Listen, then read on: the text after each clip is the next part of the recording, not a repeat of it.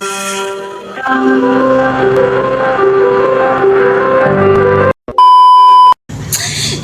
everyone, welcome to my YouTube channel. It's me, Miss Pagirigan. So for today's video, I'm going to answer the most asked questions about me. Yes, you heard it right. Sasagutan ko yung mga madalas na katanungan sa akin, tungkol sa akin. Lalo na ito ay mga tinatanong sa akin habang ako'y nagla-live dito sa YouTube channel ko. Yes, so before I continue, don't forget to subscribe and click notification bell for more videos from me. So ito na nga, simulan ko na. Actually, 7 questions to. 7 questions as in. So makinig mabuti, baka nandito yung mga katanungan nyo talaga. First question na tayo, guys. What is your name? Ano ang pangalan mo?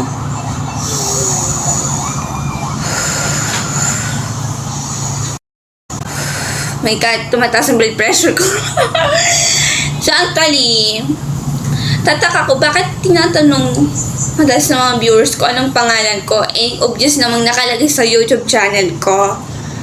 So, sagutin pa rin natin to. My name is Maria Alron Chloe M. Pagirigan. Second question, where are you from? Taga saan ka? So, I'm from the province of Batangas. Since there's viewers from another country, you know, my videos, my YouTube channel reach the countries of Singapore, India, Indonesia, kakabot din ng Spain. So actually, I'm not Indonesian, to be honest. I'm not Malaysian. I am Filipina, which is I'm from the country with lot of gossipers. Yes, I'm from the Philippines, the pearl of the Orient Sea. Okay, gets yun na. How old are you? Ilan taon ka na? I love this question. Actually, I am 17 years old. In Spanish, 17 anyos. Sa Tagalog, 17 taong gulang. Okay? Let's proceed naman tayo sa fourth question. The fourth question is, did you have a boyfriend? May jowa ka po ba? Oh my gosh.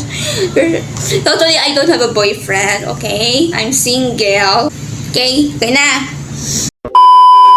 The fifth question na talaga. Ito talaga, dito kayo magugulat. Ay nako. Ba't kasi ganito kayo magtanong sa akin sa live? So actually, the answer is no. No. What grade are you in? Anong grade mo na?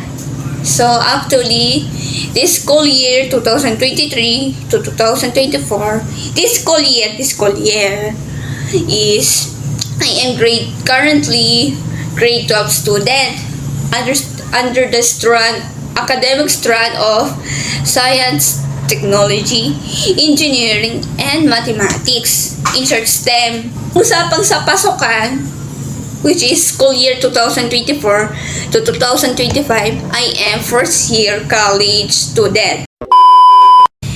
The last question is, what course will you take in college? Anong course ang kukunin mo sa college? It's supposed na kukunin kong course sa college dapat is nursing.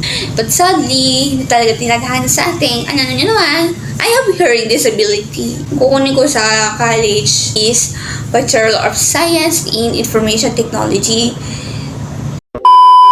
Kung may tanong pa talaga kayo, as in, comment nyo na lang dyan sa comment section, okay? Magre-reply naman ako dyan. Basta sasagutin ko yan. Basta magtanong kayo dyan, yun lang. Babush. Tarara.